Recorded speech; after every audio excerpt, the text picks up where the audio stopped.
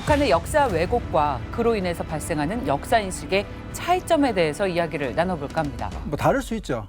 다를 수 있는데 너무 어떻게 달라도 이렇게 다를 수 있나. 보통 이제 전승절이라고 이렇게 이야기하는데 7월 27일은 북한 입장에서 굉장히 중요한 날입니다. 16대 1로 했는데 이겼다. 네, 뭐 그 비긴 것도 이긴 거다 이런 식으로 얘기를 하는 거죠. 북한의 실상을 제대로 마주봅니다. 페이스북. 올해는 광복 80주년입니다. 그리고 6.25 전쟁이 발발한 지 75주년이 되기도 합니다. 매해 늘 중요하긴 합니다만 이맘때쯤이면 특히 우리 한반도에서 벌어진 역사적인 사건들에 대해서 많은 분들의 관심이 집중되는데요. 북한에서도 이 시기가 중요한 건 마찬가지입니다. 그러나 역사적인 사실들을 왜곡하고 적대감을 고취시켜서 오직 김씨 정권의 체제 강화에 이용하고 있습니다. 그래서 오늘은 북한의 역사 왜곡과 그로 인해서 발생하는 역사 인식의 차이점에 대해서 이야기를 나눠볼까 합니다. 오늘 페이스북과 함께해 주실 분 소개하겠습니다. 고등학교 역사 선생님으로 오랫동안 교편을 잡으셨다가 지금은 역사 컬렉터로 활동하고 계시는 박건호 선생님입니다. 어서 오십시오. 네, 반갑습니다. 예, 저는 역사 자료를 수집하고요. 그 수집한 자료를 가지고 책도 쓰고 강연도 하고 그런 활동을 하고 있습니다. 제가 수집한 자료들을 많이 가져왔는데요. 이거 가지고 제가 재밌는 이야기를 들려드리도록 하겠습니다. 기대하겠습니다. 네. 자, 그리고 북한 이탈 주민 남인희 씨, 박유성 씨도 함께합니다. 어서 오세요. 네, 안녕하세요. 역사 선생님 되게 바쁘신 분이에요. 방송 여기저기 나오는데 제가 심지어 네. 나가고 싶은 방송 몇 개 나오시더라고요. 뭐 나 혼자 산다, 육퀴즈 제가 꼭 나가고 싶습니다. 무슨 그런 프로그램에 다 네네, 나왔어요? 나왔습니다. 근데 나 혼자 산다는 혼자 살잖아요. 제가 혼자 사는 줄 착각하는데요. 그게 아니고 제가 전현무 학생이었는데 고등학교 제자였죠. 아 진짜요? 명동이고 유퀴즈도 나가셨어요. 네네. 와. 그래서 제가 책을 냈는데 그거 보고 광복절에 마침 적합한 아이템이 있어가지고 그래서 그 광복절 특집으로 나갔습니다. 아니 사실 역사학자는 너무 많고 그렇죠. 책을 쓰신 분들 더더욱 많으신데 선생님만의 특별한 어떤 네, 수집, 자료 수집이죠. 컬렉터. 네, 컬렉터입니다.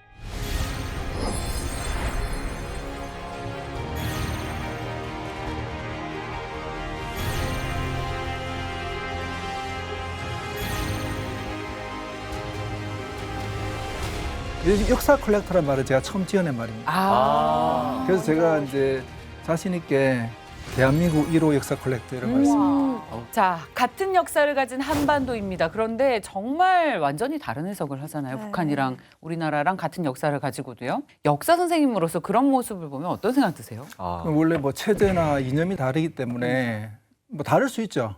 다를 수 있는데 너무 오랫동안 이제 적대하다 보니까 그 골이 너무 깊어져가지고 소통 이런 것들이 필요합니다. 아, 북한과의 소통. 네, 오늘 뭐 이야기를 나누겠지만 너무 뭐 극과 극으로 이렇게 이제 역사를 다르게 보니까 네, 오늘 그 좋은 기회가 될 것 같습니다. 좋은 예. 자리 네네. 소통하기. 네네. 그래서 오늘은 북한 역사 왜곡의 현실과 또 그로 인한 남한과 또 북한의 역사인식 차이에 대해서 한번 살펴보려고 합니다.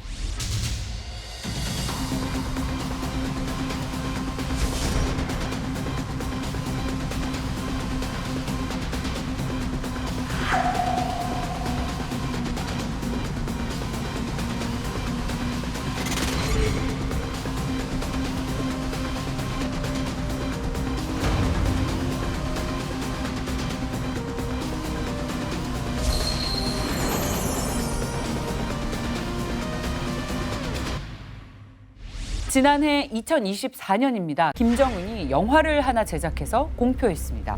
바로 김정은 집권기에 처음 등장한 6.25 영화 72시간입니다. 김정은 각본, 김정은 연출. 대대적으로 선전을 하고 또 굉장히 많은 돈을 들여서 제작했다고 알려졌습니다. 그리고 저희 페이스북 식구 중에 마침 영화 감독님이 계시잖아요. 그래요? 네. 오, 영화 감독이. 박유성 감독님. 아, 아주 날카로운 이 영화에 대한 날카로운 평가를 좀 간절히 부탁드리겠습니다. 알겠습니다. 네, 제가 영화 공부를 하고 있어서 이제 그 아무 영화나 안 봅니다.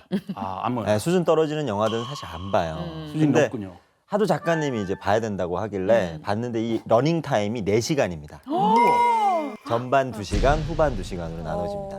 그 영화 제목이 72시간이잖아요. 이게 이제 한국 전쟁 당시에 북한이 이제 서울까지 이제 들어오는 시간이 72시간인데 그걸 그린 내용인데 정말 보는 내내 영화는 4시간인데 72시간처럼 느껴졌어요. 너무 지루해서 사실 제일 이질감이 나는 게 북한에서 살다 온 사람으로서 하나가 있다면 김일성이 여기 등장을 합니다. 근데 김일성의 스타일이 완전히 바뀌었어요. 그러니까 예전에 이제 북한에서 제작하는 영화들을 보면 김일성의 이 인물 같은 경우를 보면 굉장히 근엄하고 굉장히 어떤 그 위대함을 좀 많이 표현해서 어떻게 보면은 되게 멋있게 그려내요. 근데 지금 이 영화는 좀 바뀌어서 내가 김정은을 보고 있나라는 인상을 강하게 받습니다. 그래서 김정은이 자기 할아버지를 이제 그려내지만 사실상 본인을 투영해서 영화를 그려내고 있는 게 아닌가라는 느낌을 확 받았고 연출 제작 다 했으니까. 그렇습니다. 네. 그리고 사실 또 굉장히 수준이 떨어지는 것들이 많은데 이 영화는 전쟁 영화다 보니까 CG를 많이 사용했어요. CG를 쓰다 보니까 너무 수준이 조악해요. 네, 너무 티가 나서 저는 좀 힘들었어요. 이질감이 모르고 많이 느껴졌겠네요. 자, 그렇다면 이 72시간 선생님도 역사학자로서 혹시 보셨나요? 북한 그 105 탱크 사단이 네. 이제 김일성 명령으로 이제 3일 동안 서울을 점령하는 과정 이런 거를 담고 있는데요.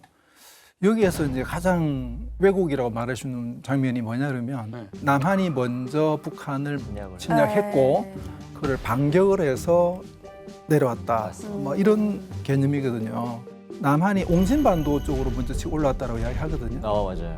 근데 이 옹진반도와 관련해서 제가 사진을 2개 가져왔는데 혼자서 있는 사진이 38선대 있고 옹진군 전투지구에서라고 돼 있죠. 연도가 49년 9월 달에 왼쪽 게 그다음에 두 사람 서 있는 게 똑같은 장소에서 찍은 건데 11월 달이죠. 근데 이게 왜 중요하냐 그러면 38도선이 그어졌잖아요. 네.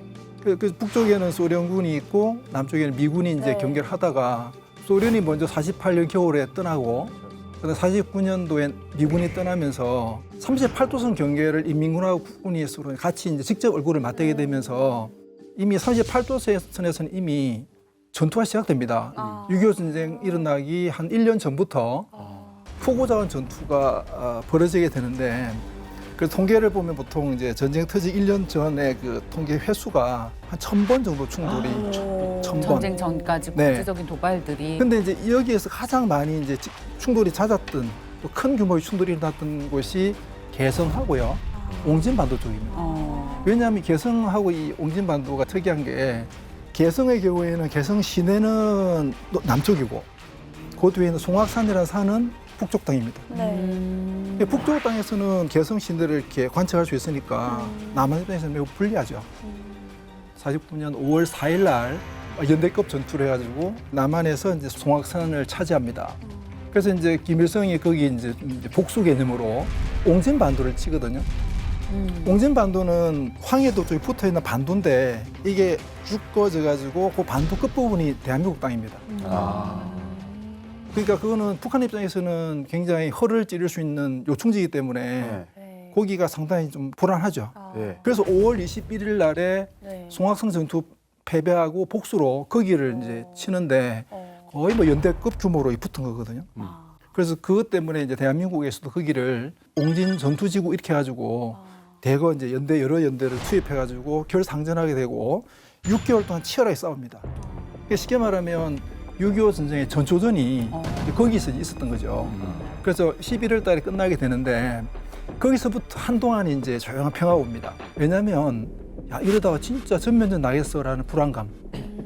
이것 그럼 때문에 전쟁이 일어나기 전에 네, 이제 폭풍전사의 고요가 진짜냐. 있다가 6월 25일 날 전면전이 시작되는데 그러니까 옹진반도는 그 삼반도 화약고 같은 그런 데거든요. 네. 그러니까 북한 입장에서 남쪽에서 먼저 거기를 치고 들어왔고 우리가 반격을 하면서 전쟁을 시작했다 이렇게 말하기가 좋은데 말하기가 좋은. 옹진반도죠.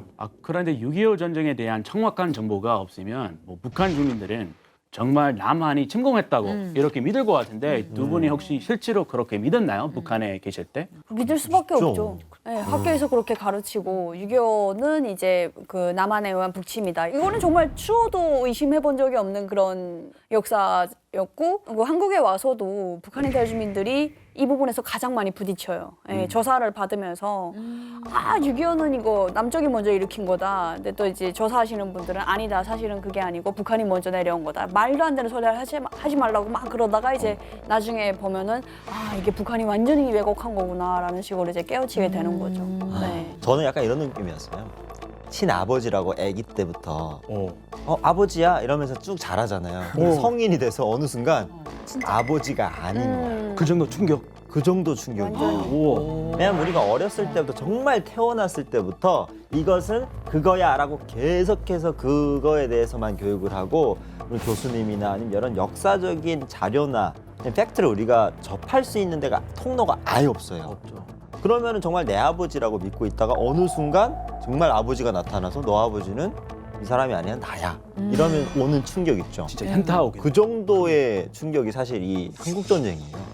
북한 사람들이 한국에 와서 느끼는. 근데 이것만 알려줘도 북한이 완전히 그러니까 이때부터 시작돼가지고 미국에 대해서 우리가 배고파도 허리띠를 조이고 핵무기를 개발해야 된다. 미국이 6.25를 우리를 침략한 적이 있기 때문에 이런 식으로 북한 주민들이 살아가고 있는데 이 사실이 흘러 들어가면은 엄청난 혼란이 올 것 같아요. 6.25 전쟁에 대해서 북한이 왜곡하는 두 번째 역사적인 사실이 있습니다. 이와 관련해서 또 우리 선생님께서 귀한 물건을 갖고 오셨다고 하는데. 우와. 38선. 이거 진짜예요? 실물이에요? 네, 진짜 그때 여기 당시에 있었던 38선 표지판입니다. 우와. 우와, 저기 미국 우리 크리스 숫자랑 크리스의 아, 그래, 영어. 해석 좀 해주세요. 아, 본토 발음 살려서. 네. You are now crossing the 38th parallel. U.S. Company B728 MP Military Police. 이겠네요. 영어 되게 잘한다. 완전히 감사합니다. 미국 사람한테 나름 영어. 원어민이에요. 네. 무슨 뜻이에요? 말 그대로 You're now crossing 지금 38선 건너가고 있다. 예, MP 우리 미국 군대 경찰 알려드립니다. 이게 이제 38선 표지판인데 이제 해방되고 나서 이제 38선이 그어지죠. 네. 그럼 북쪽에는 소련군, 남쪽에는 미군이 이렇게 이제 주둔하게 되는데 그때 요것도 이제 프랑스에서 나온 잡지인데 프랑스. 여기 보면 이제 오. 38선 경계로 이렇게 서로 미군과 소련군이 이렇게 이제 뭐랄까, 대화하는 장면이라 그럴까? 미군 자축이고. 경계선에서. 근데 이제 미군 소련군이 이제 있다가 이제 떠나게 되는데 그 북한은 이제 뭐라고 이야기하냐면 미국이 남한을 사주해서 침략하고 우와. 북한을 이제 식민지로 삼으려고 했다. 자주해서. 그런 주장을 하는 거죠. 그래서 자기들은 정당한 자기들의 정당 방어로서 자기는 싸운 거다. 이런 식으로 이야기하는 거죠. 북한의 역사 왜곡은 전쟁이 중단됐던 1953년에도 벌어집니다. 선생님, 이 네. 6.25 전쟁 정전 협정일을 북한에서는 자신들이 승리한 날이다라고 가르치잖아요. 네, 보통 이제 전승절이라고 이렇게 이야기하는데 7월 27일은 북한 입장에서 굉장히 중요한 날입니다. 그래서 북한의 그 김정은이 타고 다닌 차 있죠. 그 1호차에 붙이는 번호들이 727. 네, 전승절. 그래서 그 푸틴이 작년인가 그 북한 방문했을 때 차 번호가 7271953입니다. 자기들은 굉장히 자랑스러운 역사로 이제 보는 거죠. 전승기념이라고 하는데 사실은 휴전을 한 거기 때문에 평창 노리적으로 따지면 무성부이죠. 그렇죠. 전쟁이 쉬고 있는 건데 북한은 이거를 이제 승리의 날로 이제 기념하고 있고요. 남한의 경우에는 이 날을 유엔 참전의 날로 기념하고 있습니다. 왜냐하면 유엔군 들어온 게 7월 달에 들어와가지고 우리 도와줬거든요. 근데 유엔 참전의 날은 2013년부터 정해진 겁니다. 지금부터 한 12년 전에 정해진 것이고요. 그래서 유엔에 대한 그 감사, 유엔군 파견에 대한 감사를 기념하는 날이 따로 있었습니다. 따로. 7월 27일이 아니고 그날이 이게 이제 또 자료가. 이게 국기대라고 하는 건데 국기대. 쿠키대? 태극기 넣으면 봉투입니다, 봉투. 봉투인데 요 뒤에 보면은 국기를 거는 날이 여러 날이 있는데 제일 뒤에가 유엔대. 네네네. 아, 그게 이 정전 협정. 그 유엔데이. 유엔대. 유엔데이를 유엔데이라고 쓴 겁니다. 근데 이날은 7월 27일이 아니고 원래는요 10월 24일입니다. 10월 24일이 유엔 창립 기념일이거든요. 그래서 10월 24일로 1950년부터 한국 전쟁 때부터 기념일. 그래서 75년까지 이제 쭉 하다가 그러다가 이제 중단되었다가 2013년부터 날을 바꿔가지고 7월 27일 유엔 참전의 날로 기념하고 있는 겁니다. 아 근데 진짜 몰랐던 상식들을 많이 하는 것 같아요. 이것도 잘 작지만 뭐냐면 차가 네. 이렇게 축하 꽃으로 상징한 차가 이렇게 가고 있잖아요. 네. UN 데이. 그 보면 유엔 데이라고 돼 있고 밑에 국제 연합일이라고 돼 있습니다. 여기 그날 공휴일 날 이 차가 네. 쫙 서울 시내를 다니면서 축하 분위기를 내는 거예요. 페레이드. 네. 그러니까 이 정전 협정이 있었던 날을 북한과 남한은 저마다의 방식으로 기념을 하고 있는 건데 북한에서는 그 사실을 왜곡하고 네. 자신이 전쟁에서 승리한 날이다라고 네. 주장하고 있는 그쵸. 것이 큰 차이점입니다. 네. 727 담배도 있어요. 되게 비싸요. 제일 비싼 담배. 진짜요? 네, 그것도 김정은 되고 나서 생겨났어요. 그만큼 김정은은 727에 대한 의미를 김정일보다 훨씬 더 많이 부여하는 것 같아요. 네, 왜냐하면 할아버지도 그렇고 아버지도 그렇고 항일투쟁 되게 멀리에 있는 얘기들을 많이 했어요. 근데 이제 지금 세대들은 그게 와닿지가 않거든요. 그래서 이제 그나마 제일 어떤 이 한반도에서 일어났던 큰 사건이 이제 한국 전쟁이니까 이제 김정은은 그걸 가져다가 굉장히 부각을 하고 있죠. 네, 다른 선들. 또 하나 이제 흥미로운 게 뭐냐 그러면 네. 한국 전쟁 때 북한이 그나마 이제 휴전하게 된 거는 중국하고 소련 도와준 거거든요. 그리고 이것도 재밌는 컵인데요. 이 컵이 그거는 중국 굴이 써요. 예, 이 중국군이 6.25 때 사용했던 컵입니다. 근데 이 컵에 보면 항미, 미국에 저항하고 원조, 조선을 돕고 이 보가 위국이라는 말은 국가 보위라는 말을 순서를 바꾼 거거든요. 그러니까 미국에 저항하고 북한, 조선을 돕고 자기 중국을 보위하는 전쟁이라고 이렇게 해서 줄여서 항미 원조 전쟁이라고 그러죠. 이 전쟁은 조선을 도와준 중국 입장에서 도와준 전쟁인데 네. 북한 입장에서는 이게 이제 김일성 중심으로 격퇴한 거에 업적을 과시해야 되기 때문에 그렇죠. 이런 부분은 최근에 많이 이제 이야기해서 안다고 합니다. 사실 그 교과서에서는 잘 못 봤던 것 같고 중국과 뭐 러시아의 어떤 도움 그 영화로는 만들어진 게 몇 개 있긴 있어요. 그러니까 중국과 사이가 좋으면 그런 영화가 좀 방영되다가 사이가 안 좋으면 어느 순간 뚝 끊겨요. 그러고 이제 기본 6.25 전쟁에서는 김일성이 혼자 다 싸웠다고 했고 유엔 그 회원국도 아니고 16개 국가가 제가 배우기로는 미제국주의와 그에 추종하는 16개 추종국가라고 배웠어요. 그러니까 나중에 너무 말이 안 맞는 게 나중에 북한도 유엔에 가입하잖아요. 그러니까 자기네를 쳤는데 가입했다는 게 이게 좀 모순적인 것 같은데 어쨌든 그런 식으로 이제 북한 기준에서는 침략을 당했는데 16개 국가까지 들어왔는데 거기서 5년밖에 안 된 신생 국가가 정전협정을 이뤄냈다. 그래서 우리는 이걸 전승이라고 본다. 이런 식으로 나름의 주장을 세운 거예요. 16대 1로 했는데 이겼다. 네, 뭐 그러니까 그 비긴 것도 이긴 거다 이런 식으로 얘기를 하는 거죠. 우리가 요즘에 많이 쓰는 말이 있잖아요. 젖잘싸. 졌지만 잘 싸웠다. 네, 졌지만 잘 싸웠다라는 느낌인 거죠. 그리고 북한이 이제 중공군이나 아니면 러시아의 개입을 전혀 언급을 안 하는 이유가 김일성이 이 전쟁을 혼자서 잘 싸운 걸로 포장을 해야만 지금 전쟁을 승리한 건 아니고 전쟁을 멈춘 거잖아요. 그래서 북한이 아직까지 남쪽을 해방을 못했어요. 그러니까 그거의 명분을 아직까지 계속 가져가야 되기 때문에 중공군이 개입하고 그리고 러시아의 도움을 받아서 싸웠다 이 얘기는 사실 그거는 침략의 어떤 부분을 보여줄 소지가 있기 때문에 북한이 철저하게 이 부분을 속이고 있습니다. 그리고 공개도 안 하고 있고.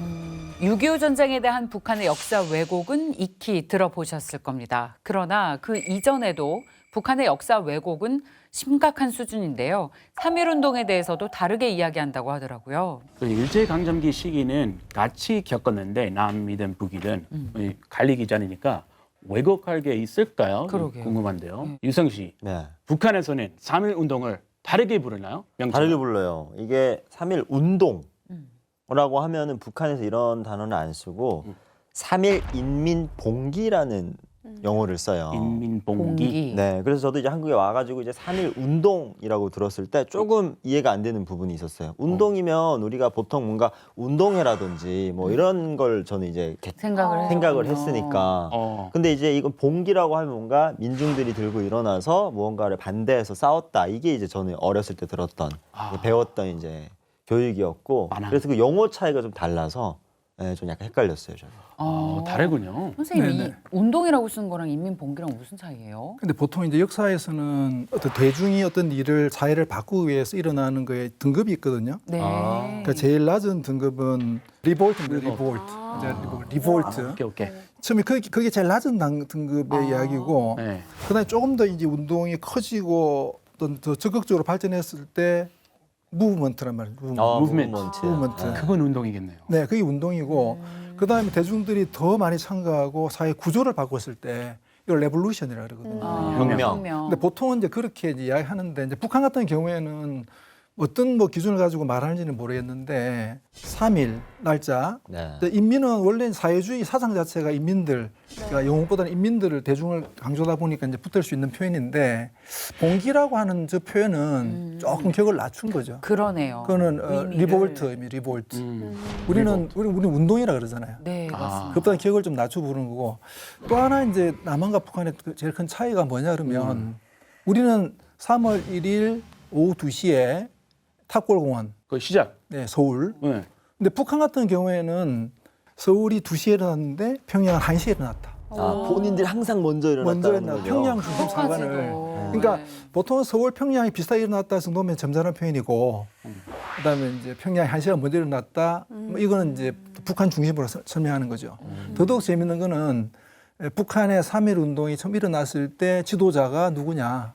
바로 김일성의 아버지 김형직이라는 사람이 그 운동을 학생들을 이렇게 주도해서 일어났다는 식으로 이야기하는 겁니다. 진짜 김일성 아버지가 대단한 운동 그 독립운동사였어요.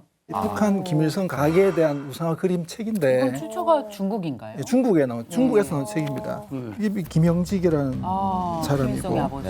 그 숭실중학교에 교사로 있을 때 이미 그때부터 이 독립운동 했던 사람이다. 그렇게 교육이 이렇게 이제 그 학교 다닐 때 모습을 그리고 있고 그래서 이 김형직이 독립운동이라든지 뭐 사회운동, 교육운동 한 거는 맞는 사실인데 다만 이제 이 김형직이 3.1 운동을 주도했다. 이 주도해서 3.1 운동이 처음 일어났다. 이렇게 말하는 거는 좀 과장으로 보입니다. 근데 좀 흥미로운 것은 크리스찬입니다. 숭실. 숭실학교 자체가 미션 스쿨이고 이 김영직이 개신교 신자고 그다음 부인이었던 강반석. 근데 반석이라는 이름 자체가 이게 이제 교회 이름이잖아요. 교회 이름이거든요. 코너스톤. 아버지 엄마가 다 크리스찬이라는 게 좀 특이하고 재밌는 사실입니다. 근데 아이러니한 건 북한 사람들을 기독교를 못 믿게 하잖아요. 못 믿게 하죠. 네. 네. 대신 10계명 하나님만 빼고 자기 들어가더라고요. 그렇죠. 하늘 아래 태양은 하나다.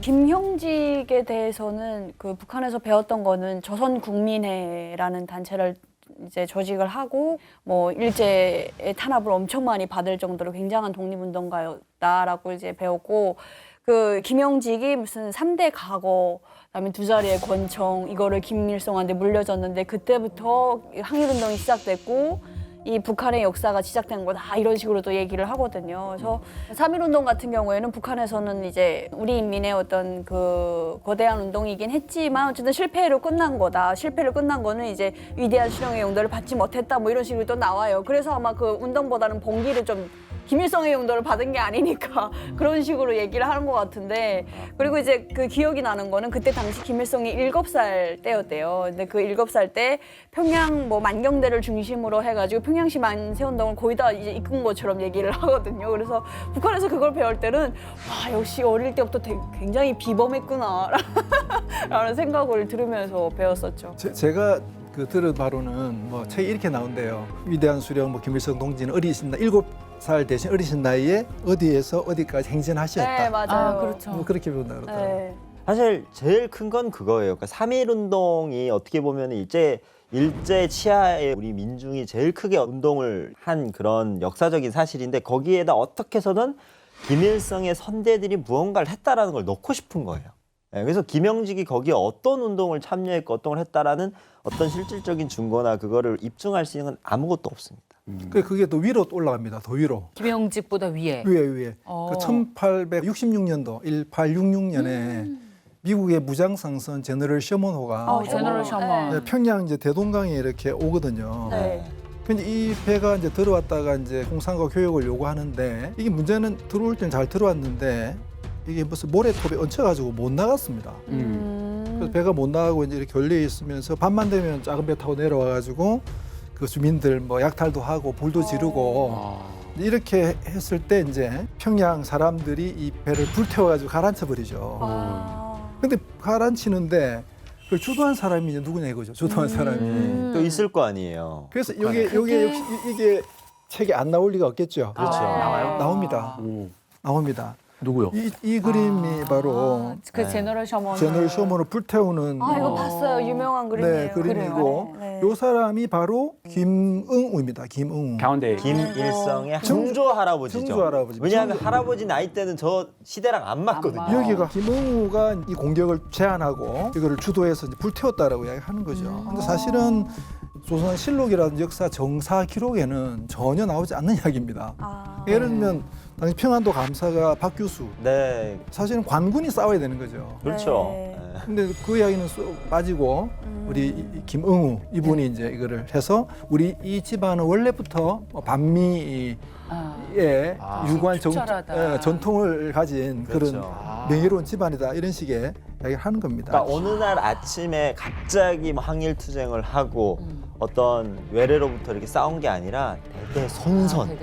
우리는 대대손손 어떤 우리 나라를 침략하는 침략자들을 물려쳤다. 이걸 이제 얘기를 하고 싶은 거예요. 증조 할아버지부터 할아버지. 진짜 대대손손입니다. 네. 그러니까 이 김응우는 원래 뭐 집안 사실 평범한 집안이고요. 네. 그 당시 그 지주 평양의 지주였던 이평택이라는 사람의 묘지기 집안입니다. 묘지기. 네, 맞아요. 아, 묘지. 묘지를 지키다. 그러니까 묘를 관리하는 네. 평범한 집안이었는데 갑자기 요 이제 제너럴 셔먼호와 결합되면서 이제 반미의 어떤 상징적인 그런 어떤 운동가가 구심점이 되고 아이콘. 그게 쭉 이어졌다는 거죠. 저도 포인트. 이걸 학교에서 어떻게 가르치자면 대동강변에 이제 제너럴 셔먼호가 있으면 저 큰 배를 어떻게 저거를 물리칠까 해서 이제 고민을 하다가 우리 김웅우 선생님께서 작은 쪽배에다가 볕단을 실어가지고 불을 태워서 이제 계속 내려보냈다는 거기다가 그래가지고 이제 부딪혀가지고 이제 불이 났다. 그래서 못 돌아갔다. 이거 이제 제가 어렸을 때 듣던 교육이던 이게 맞나요? 근데 아니죠. 이거는 뭐 불태우는지. 거의 소설에 가까운 아. 소설을 학교 학생들한테 진실로 이게 너무- 교육이 되고 있어요. 왜냐면 믿고 기록이 안 나오죠. 있었는데. 기록이 전혀 없는 기록인데 택도 없는 얘기군요. 그러니까 이건 가상의 어떤 역사를 만들어낸 거죠. 김씨 일가를 아주 북한의 영웅으로 만드느라 고생이 많습니다. 전형적인 우상화 과정 중 하나인데요. 이런 과정들은 북한 내에서 대대적으로 홍보를 할 텐데 어떤 식으로 이루어지나요, 유성 씨? 일단 이게 제너럴 셔먼호에 대한 어떤 역사적인 기반이 아예 없잖아요. 그러니까 무언가를 만들어내야 됩니다. 그래서 북한이 1986년도에 대동강변에 셔먼호 격침비를 세워요. 반미 전향의 상징물로 지금 상고했고 그 앞에 바로 이제 그 또 유명한 푸에블로호가 네, 전시되어 있습니다. 배웠었죠 여기서. 푸에블로 그 배가 굉장히 좋은 소재가 될 수 있죠. 그렇죠. 왜냐하면 미국 배 푸에블로가 네. 원산 앞바다에서 납포가 되거든요. 네. 미국 정보함이 납포돼가지고 네. 11개월 동안 협상해가지고 선원들 82명은 돌려보내줍니다. 그죠. 네. 근데 그 배는 안 돌려주고 이걸 공해상으로 이걸 다 이동을 시켜가지고 대동강에 끌고 오거든요. 그러니까 북한 입장에서는 이 배 한 연상이 되잖아요. 네. 그렇죠. 네. 미국 배 침략선. 침략. 그러니까 미국은 네. 항상 옛날부터 지금까지 옛날부터 침략을 지금까지 해왔던 침략했다. 몹쓸 나라고 네. 그거를 이제 반미 선전하기에 영어로 잘 쓰죠. 아주 좋은 소재가 그거 이제 말고도 또 있습니다. 왜냐면 제너럴 셔먼호 140년 기념으로 기념 우표를 북한에서 발간을 해요. 기념 우표? 그걸 만들어서 이제 저거를 이제 북한 주민들이 대대적으로 사용을 했고, 오. 네, 저 우표를. 그리고 150년을 기념해서 2016년에는 어린이들 대상으로 이제 특집 방송을 하나 만들어요. 방송할 때. 네. 방송 프로그램 제목이 이겁니다. 옛날 할아버지, 피 맺힌 원수 미제 승냥이 불타버린 셔먼호. 네, 이런 제목으로다가 이제 프로그램을 프로그램이. 만들어서 내보냈는데 프로그램 내용이 그거예요. 제너럴 셔먼호가 와서 평양에서 그 선주와 선원들이 막 주민들을 약탈하고 이런 내용들의 이제 이야기다라고 이 프로그램이 설명하고 있습니다. 그러니까 아직까지 이런 내용들을 북한 주민들 특히 어린이들 대상으로 교육을 하고 있다는 거죠, 북한이. 선생님 그 이외에도 김일성의 조상을 우상화하려다가 실패한 사례들이 좀 있다면서요? 그 김씨 일가의 우상화를 위해서 아까 김응우까지 올라갔죠. 예. 네.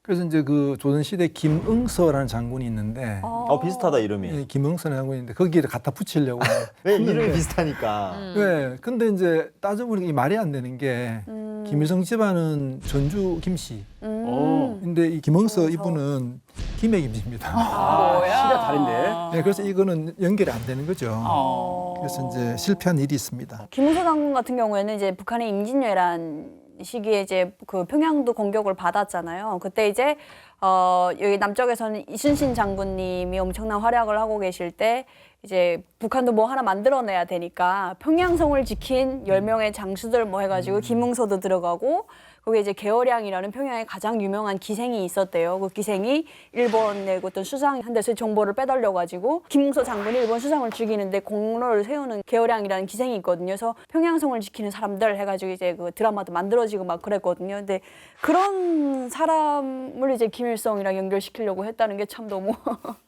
놀랍네요. 네. 많은 역사의 왜곡에 대해서 상당히 자세하게 들여다보니까 뭔가 왜곡을 해도 뭔가 좀 논리적으로 잘 껴맞춰야 하는데 그런 것들은 역부족이었나 봅니다.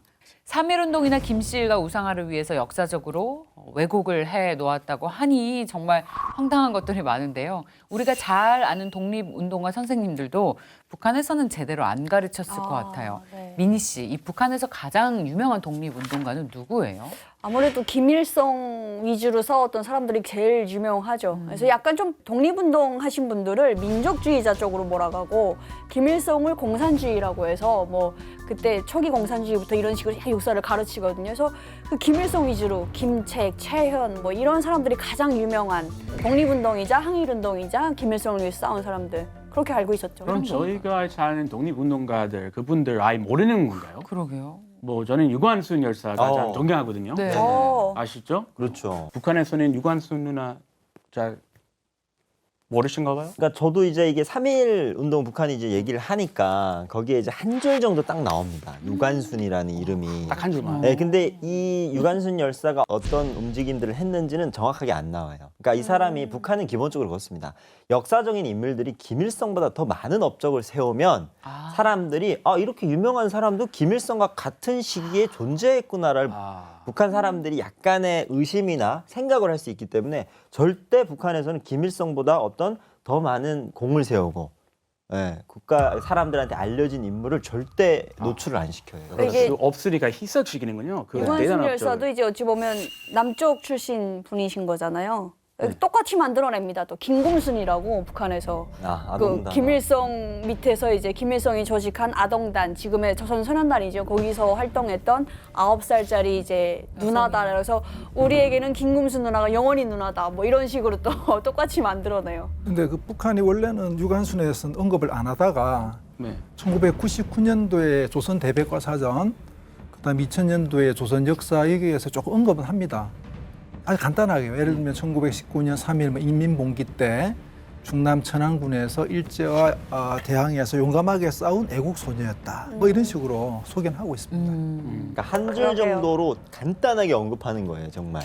우리나라 사람들에게 독립운동가에 대해서 물어보면 딱 나오는 인물이 김구 선생님, 그리고 유관순 열사, 안중근 장군 등이 있습니다. 북한에서 이런 분들을 알고 있나요? 일제가 물러나고 나서 이제 한반도에 정말 추앙받는 인물 백범 김구 선생님 아니었습니까? 그렇죠. 김구 선생님 굉장히 나이가 많으셨을 거 아니에요, 그 당시에. 근데 김일성 새파랗게 젊은 어린 30대입니다. 근데 이제 김구 선생님이 남쪽에는 미군정의 통치를 받으니까 더 이상 민족 활동을 할 수 없으니까 내가 어떻게 민족 활동을 해야 되겠까라고 고민을 엄청 하시다가 김일성을 찾아와서 이제 조언을 들으려고 평양에 옵니다. 그래서 이제 김일성 장군님 이러면서 이제 막 인사를 하고 조언을 구하고 다시 남쪽으로 내려가서 장군님의 그 어떤 통찰력 거기에 이제 감동받으셔가지고 내려와서 운동을 펼치다가 이제 암살되셨다. 요렇게 이제 교육이 되거든요. 그래서 특이한 게 북한에서도 김구표를 냅니다. 김구 우표요? 네네네. 그러니까 방금 이야기하신 것처럼 그런 인식 하에서 이제 김일성의 덜러리 비슷하게 이제 이렇게. 그렇죠. 그러니까 김일성의 업적을 드높이기 위해서 이용했네요. 맞습니다. 그렇죠. 영화까지 있거든요. 위대한 품이라고 영화가 있는데 김구 선생님이 이제 1948년 4월에 김일성이 평양에서 이제 그 남북 연석 회의라는 걸 이제 열어가지고 거기에 그 김구 선생님을 초청했다. 그래서 대동강 쑥섬에서 김일성을 만나는 장면 뭐 그것도 다 나오고 김일성이 집무하고 있는 그 집무실에 와서 상해 임시정부 인장을 이렇게 장군님 하면서 바치는 그런 장면도 나와요. 그러고는 이제 김일성의 생가를 가서 김일성의 친할아버지 김보연을 보면서 수수하게 농사를 짓는 모습을 보고 또 한 번 이제 감탄했다, 뭐 감격했다, 뭐 정말 그 장군님의 매력에 엄청 빠져가지고 뭐 그랬다라는 식으로 말도 안 되게 왜곡해서 그렇게 가르치는 거죠. 그래서 저는 북한에서는 항상 김구 선생님을 김일성보다 이거 정말 너무 위험한 생각이긴 한데 아래 사람이다라고 생각을 했었어요. 그렇게 배우다 보니까. 예. 원래 그 남북 연석 회의를 먼저 제안한 거는 김구 선생님이 먼저 제안했죠. 북한에서 오라고 한 게 아니고 원래는 처음부터 마지막까지 다 날짜된. 원래는 미국과 소련이 서로 이제 그 두 나라가 협상해가지고 한국 사람들의 정부를 세우려고 그랬는데 이견 대립이 많아가지고 결렬되고 미국이 유엔에다가 이 문제를 넘겨버렸죠. 그 유엔에서 처음에 4.27년 11월 달에 결정하기는 한반도 전체에 대해서 선거를 해가지고 정부 세우자라고 결정했습니다. 근데 이제 문제는 소련이 이 주판을 챙겨보니까 불리하다는 거죠. 왜냐면 인구 10만 명당 한 명의 국회의원을 뽑아야 되는데 그러면 3천만 인구에서 300명 국회의원이거든요. 근데 38도선 기준으로 남쪽은 2천만 명, 북쪽은 1천만 명. 국회의원 수가 반밖에 안 되죠. 절반이네. 그래서 소련이 이제 이거 불리하다 해서 거부해서 결국 유엔에서 다시 회의를 해가지고 그럼 선거 가능한 지역만 하자. 그래서 5월 10일 날 50선거라고 해서 이제 남한의 선거가 48일 1월 달에 결정되고 이렇게 돼버리면 이제 결국 남한의 단독 정부가 수립될 것이고 그럼 북쪽도 정부 수립되겠죠. 완전히 이제 분단이 기정사실화되니까 백범 김구 선생이 분단을 막기 위해서 3천만 동포에게 울면서 고함이라는 그 유명한 글을 발표하고 북한 지도자들에게 협상을 제안하게 됩니다.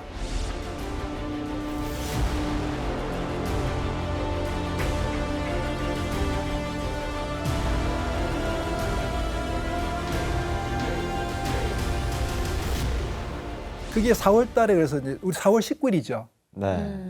그 점이 바로 이제 남북 연석 회담을 할 그 점입니다. 이게 북한에서 나온 책입니다. 빨간색이죠. 오, 신기해요. 빨개요.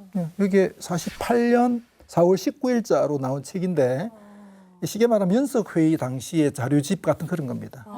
굉장히 오래된 책인데 역시 이 책에도 제일 앞에 김일성이 나오고요. 김일성이 나오네요. 그다음에 없으면 뒤에는 아무 다른 사람 없습니다. 한 분만. 김구도 나올 법한데 말씀하셨던 것처럼 한국에서는 이 백범 김구 선생을 존경하는 그런 분위기들이 있고 북한에서는 어떻게 가르치고 있나 봤더니 알려주고 있기는 한데 김일성에게 매료된 사람이다. 뭐 이런 식으로 좀 의미를 격화시키고 있는 것 같습니다. 자, 그럼 또 다른 독립운동가들에 대해서는 어떻게 배웠어요, 민희 씨? 북한에서도 이제 안중근 장군에 대해서 가르치긴 하는데요. 이제 이토 히로부미를 암살한 의거에 대해서는 이제 가르치면서도 이토 히로부미 한 명만 암살하면 광복이 올 것처럼 생각을 했는데 일본에는 이미 수천만의 이제 이토 히로부미가 있는데 또 다른 이토 히로부미 이렇게 대체하면 되는데 그러니까 짧은 생각이었다 이런 식으로 얘기를 하는 거죠. 그래서 이 행동 역시도 뭐 굉장히 좋은 행동이긴 하지만 김일성이라는 또 현명한 실용의 용도를 받지 못했기 때문에 이렇게 실패로 끝나게 되었다. 꼭 이게 뒤에 가붙어요, 항상. 그래서 그런 식으로 그냥 배웠던 거죠. 북한이 모든 역사 영화나 아니면 이런 것들이 김일성이나 이런 사람들이 주연이에요. 네네. 근데 유일하게 안중근 장군을 주연으로 만든 영화가 있습니다. 안중근이 이등방문을 쏘다라는 영화. 근데 유일하게 김일성이 안 나오는 일제 강점기 시절의 영화예요. 그러니까 우리나라의 하얼빈, 얼마 전에 개봉한 하얼빈과 이제 어떤 성격이 비슷한 그런 영화인데 사실 그 서사가 좀 있습니다. 안중근이라는 인물이 이제 어머니와 뭐 자식들을 뒤로 하고 정말 조선의 독립을 위해서 길을 떠나서 이제 이등방문을 쏘는 그런 내용의 영화인데 북한이 안중근 장군에 대해서는 되게 높게 사고 있습니다. 네, 높게 사고는 있지만 네. 이제 김일성이라는 이 위대한 지도자를 만나지 못해서 자신의 목숨을 바쳤지만 강복을 맞이하지 못하고 목숨을 잃는 그런 내용으로 이제 서사되고 그런 내용으로 이제 교육이 되고 있죠. 안중근 의사의 장군의 트레이드 마크가 뭐죠? 손가락을 하나 반지 손 동맹을 네, 잘라가지고 이거 붓글씨 쓰고 이거 찍죠. 네. 그리고 이제 뭐 혈서를 가지고 대한독립이라 쓰고요. 네. 그다음에 대한국인 안중근에 쓰잖아요. 대한독립의 대한이 뭘까요? 대한제국. 대한제국의 대한제국이거든요. 네. 조선이라는 나라가 518년 동안 이어지는데 네. 그중에 마지막 13년 나라 망하기 마지막 13년이 대한제국입니다. 네. 안중근 의사가 주로 활동했을 때는 대한제국이었고 자기를 이제 정체성을 이야기할 때 대한제국인 그다음에 그래서 대한의군. 대한 독립이라 쓸 때는 대한제국 독립이거든요. 근데 대한민국이 전이니까 그래서 뭐 대한을 쓰다 보니 우표를 제가 자세히 보니까요. 남한은 굉장히 이걸 대한을 강조를 하거든요. 네. 왜냐하면 대한민국이나 대한제국이나 줄이면 네. 대한 똑같잖아요. 네. 그래서 안중근 의사는 남한 사람들한테 훨씬 더 이제 더 인지도가 있죠. 더 이렇게 업되는 이유 중 하나가 대한이라는 표현 때문이거든요. 근데 북한 경우에는 우표라는 이걸 보면 그 부분을 아주 강조하지 않습니다. 아주 작게 하든지 이렇게 한다는 거죠. 만약에 안중근 장군이 조선 독립이라든지 대조선인이라 썼다면 아마 지금보다는 좀 더 이제 평가가 더 높을 겁니다. 하필 그 대안에 대한 거부감 북한에서 대안이란 말 자체가 네. 안 좋게 보는군요. 그렇죠. 네. 기승전 김일성의 영도를 받지 못해서 아쉬운 독립운동가다라고 가르치면서 좋게는 얘기하지만 그 의미는 좀 폄하시키고 있습니다. 그 외에는 또 어때요? 어떤 독립운동가들이 기억에 남아요? 그 북한에서 들었던 건데 이건 너무 황당한 이야기기는 해요. 사실 그래서 안창호 선생에 대해서도 나오기는 하는데 안창호 선생이 그 감옥에 잡혔을 때 그 석방운동을 김일성이 당시 그 길림문중학교 뭐 이런 데 다니면서 이렇게 투쟁을 했다 이런 식으로 배운 적도 있었어요. 제 기억에는 그 김자진 장군이 저는 좀 오. 예전에 이제 그걸 봤었는데, 그러니까 김일성이 항일투쟁을 할 때 이제 해고록에 잠깐씩 나오는 이름이기도 한데 수많은 무장 단체들이 일제와 대응해서 이제 싸우고 있었는데 이제 제각각 싸우고 있으니까 이게 힘을 발휘하지 못해서 김일성이 굉장히 연대를 하려고 굉장히 많은 노력들을 했는데 그 안에 이제 김자진 장군이 이제 언급이 됩니다. 근데 김자진 장군은 굉장히 독불 장군이었고 본인의 어떤 노선과 어떤 이런 고집이 너무 세서 결국에는 이제 김일성과 노선이 맞지 않아서 다른 이제 노선을 택했고 사실 그게 이제 잘못된 선택이었다. 그래서 이제 결국에는 해방을 보지 못하고 이제 눈을 감았다 이렇게 이제 북한이 근데 묘사를. 그게 좀 말이 안 되는 것이 말이 안 되는 게 한두 가지가 아닙니다. 이걸 한두 가지가 아니에요. 청산리 대첩이 네. 1920년이거든요. 그죠? 그렇죠. 네. 근데 그때 김일성 나이가 10살입니다. 1912년생이니까 3.1운동 때 7살 나이로 행진했다 그러잖아요. 그렇죠. 1912년. 청산리 대첩 김자진 장군 그때 10살인데 그게 너무 이게 말이 안 되잖아요. 말이 안 되는군요. 참. 논리의 허점이 많아요. 네. 그래서 만들고는 북한 싶었지만. 역사 안에서 연도를 되게 안 밝히는 경우들이 되게 많아요. 오 그래요? 네, 역사의 왜냐하면 기본 아닙니까? 그러니까 연도를 정확하게 밝히면 김일성의 나이 이런 것들이랑 잘 안 그렇지 맞아요. 않으니까. 나이대가. 그래서 김일성이 12살 때 배움의 천리길이라고 혼자 걸어가지고 평양에서 그 중국 길림까지 걸어 혼자 가거든요. 근데 12살에 그게 걸어가는 게 말이 안 돼. 천리를 그것도. 그러니까 힘들죠. 그런 것들이 사실 이론상으로 봤을 때는 뭐 맞지 모르겠지만 이게 실질적으로 봤을 때 불가능한 것들이 굉장히 많거든요. 역사를 재해석할 여지 크게 넉넉히 두고 알아서 해석할 수 있게. 그러니까 모든 하는군요. 게 다 만들어내야 되다 보니까 이런 큰 사건들이 있을 때마다 김일성의 업적을 거기다 다 붙이는 거예요. 그리고 제일 그게 도드라지는 게 보천보 전투예요. 그러니까 사실 저는 북한에 있을 때 보천보 전투가 일본군 반이 다 죽은 줄 알았어요. 맞아요. 네. 근데 한국에 와서 봤더니 어떤 뭐 작은 전투가 하나 있었는데 이게 굉장히 작은 전투였던데 북한에서는 보천보 전투를 거의 무슨 국지전처럼 얘기를 하거든요. 네. 그러니까 제가 좀 말씀드리면 예. 그 청산리 전투는 유일하게 대첩이라는 말을 붙입니다. 청산리 대첩. 그 대첩이라는 거는 영어로 말하면 빅토리.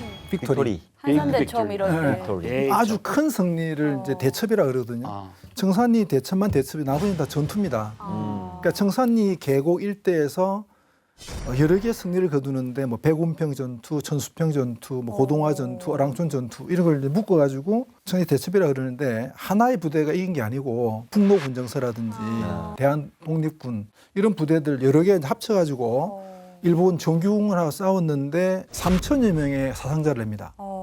일본군의 3천여 네. 명의. 3천여 명이면 대단하죠. 와. 근데 이제 보천보 전투 같은 경우에는요, 제가 이 책 또 책을 꺼내주시죠. 이 책이 택택히. 보통 한 페이지잖아요, 한 페이지. 네. 근데 이것만 유일하게 이게 저렇게. 그냥 커서. 와우. 야. 이게 보천보 전투에 대한 네. 이 책의 제일 하이라이트가 이겁니다. 그리고 보천보 여기 뭐 페이지 옆에서. 기념 탑도 이렇게 세워져 있고 이렇거든요. 아, 익숙한 그림입니까? 근데 예, 엄청 보던 익숙하죠. 그림. 이 보천보 전투는 1937년도에 6월 4일 날. 몇 월 며칠 6월 4일. 이거 아직도 기억하고 있어요. 정확히 김일성 동부항일연군 네. 소속의 조선인 부대 김일성 부대가 보천보 면 소재지에 들어와 가지고 면 사무소 경찰서 불태우고 경문 뿌리고 철수하다가 따라오는 일제 관원들 군경을 7명을 죽이고 끝났던 사건입니다. 7명. 그러면 아까 청산대에서 몇 명이라 그랬죠? 3,000명. 몇 명. 네, 비교가 안 되죠. 이거는 하나의 에피소드에 불과한 건데 다만 이게 의미가 없지는 않습니다. 왜냐하면 시기적으로 30년대 후반에는 나라 바깥의 독립군 부대가 국내로 치고 들어와서 진공하고 네. 타격을 주고 나가는 일이 거의 멸종된 시기였기 때문에 아직 독립운동하는 사람이 있네라는 그 어떤 그 작은 불씨가 됐던 이런 것들은 나름 이제 의미가 있어가지고 당시 신문에 좀 실렸거든요. 그렇죠. 실려고 이것 때문에 김일성 신화가 만들어진 겁니다. 맞아요. 네. 그래서 뭐 솔방울을 가지고 뭐 수류탄을 만들었다든지 그 유명한. 뭐 가랑잎을 타고 무슨 뭐 강을 건넜다든지 네. 이런 스토리가 이제 여기서 확대되는 거거든요. 근데 객관적으로 보면은 전투 규모로 보자면 하나의 소동에 불과했던 그러니까 사건. 근데 이제 북한에서도 이게 굉장히 크게 키우는 이유가 국내에서 그때 동아일보에서 이제 호해로 막 내고 네, 맞습니다. 아마 크게 이제 이거를 국내에서 알려주니까 이제 많은 사람들이 김일성의 존재를 알게 됐고 사실 그거를 이제 그렇죠. 북한은 계속 두각하고 싶은 거죠. 그러니까 지금까지도. 최대의 이 김일성의 최대였던 그 업적이죠. 업적이라 그래. 그러니까 이 책에서도 막 3페이지 걸쳐 쓰고. 엄청 부풀리는군요. 네. 이거를 학교 때 죽어라 외웠어요. 진짜 6월 쓸데없는. 그러니까 그 전부터 시작해서 뭐 무장투쟁 노선을 31년 12월 명월고 회의부터 시작해서 32년에 무슨 회의가 있고 33년에 무슨 회의가 있고 35년에 뭐 조국광복회 36년에 저직하고 이러다가 이제 37년 여기까지 나오는 거예요. 머리 아파. 이 다음에도 또 무슨 대형단에서 전투를 하고 뭐 정말 소설을 진짜 엄청나게 써놨어요. 이 조국 광복회 조직도 나오거든요. 이게 조국 광복회 이 조직도거든요. 근데 이게 뭐 어마어마합니다. 네. 그래서 뭐 이거가 뭐 실제 이랬는지는 뭐 알 수도 없고. 중국으로 러시아로 뻗어 나가는데요. 그러니까 뭐 거의 혼자 독립운동 다 한 거죠. 다 아, 네. 그렇죠.